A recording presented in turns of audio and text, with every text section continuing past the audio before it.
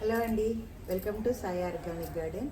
ఈరోజు వీడియో వచ్చేసి ఈ ఈ బ్యాక్ సైడ్ ఉన్న గార్డెన్ అయితే నేను నిన్న కొంచెం మార్చుకున్నానండి.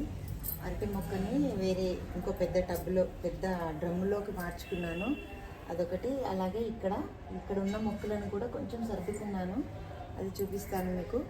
ఇంకోటి, నేను ఈరోజు ఒక స్పెషల్ మొక్క గురించి అయితే మీకు చెప్పాలనుకుంటున్నాను. ఆ మొక్క మీకు చూపిస్తూ దాని గురించి చెప్తాను. ఆ మొక్క పేరు లక్ష్మీ కమలం అండి. లక్ష్మీ కమలం గురించి మీకు చెప్తాను, చూడండి. ఇదిగో ఇలా అరటి చెట్టు అయితే ఇలా పెద్దగా అయిపోతుందండి. అయితే ఇది 100 రూపీస్ టబ్లో పెట్టుకున్నాను దీన్ని ఇంతకుముందు. అయితే ఇది సైడ్ నుంచి పిలకలు పెడుతూ వస్తుందండి. సరే, మరి దానికి ప్లేస్ సరిపోవాలి, పక్క మొక్కలు కూడా అంటే ఇబ్బంది అవుతుందని చెప్పి నేనైతే ఈ డబ్బాలోకి అయితే ఈ టబ్బు కాదులేండి, చిన్నపాటి డ్రమ్మే ఇది, దీంట్లోకి అయితే మార్చుకున్నాను.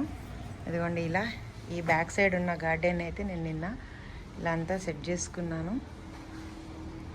అయితే నేను మీకు చూపిస్తా అన్న మొక్క లక్ష్మీ కమలం కదండి, దాని గురించి దాని గురించి చెప్తూ మీకు చూపిస్తాను. చూడండి, ఇదిగోండి, ఇదేనండి లక్ష్మీ కమలం.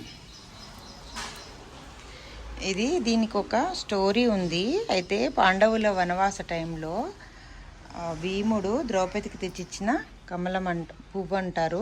పువ్వు ఆరు మొక్క అని చెప్తారండి. అయితే ఇదిగోండి, ఇలా ఉంటుంది.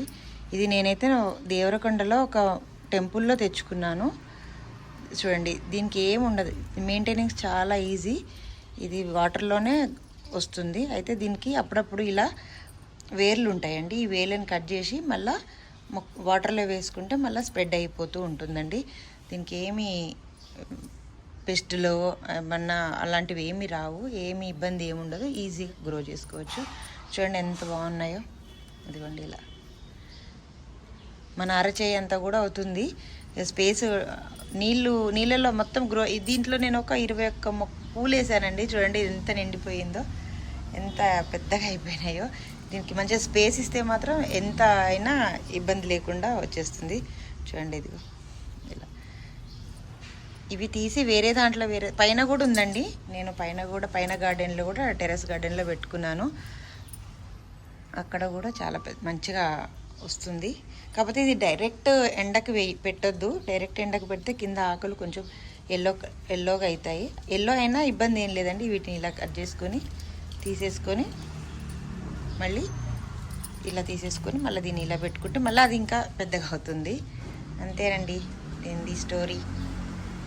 ఓకే అండి, నేను ఈ గార్డెన్ ఎలా సర్దుకున్నానో మీకు చిన్న క్లిప్ చూపిస్తాను, చూడండి. ఓకే అండి, ఈ వీడియో కనుక మీకు నచ్చినట్టయితే please like, share and subscribe to my channel అండి. Thank you, bye.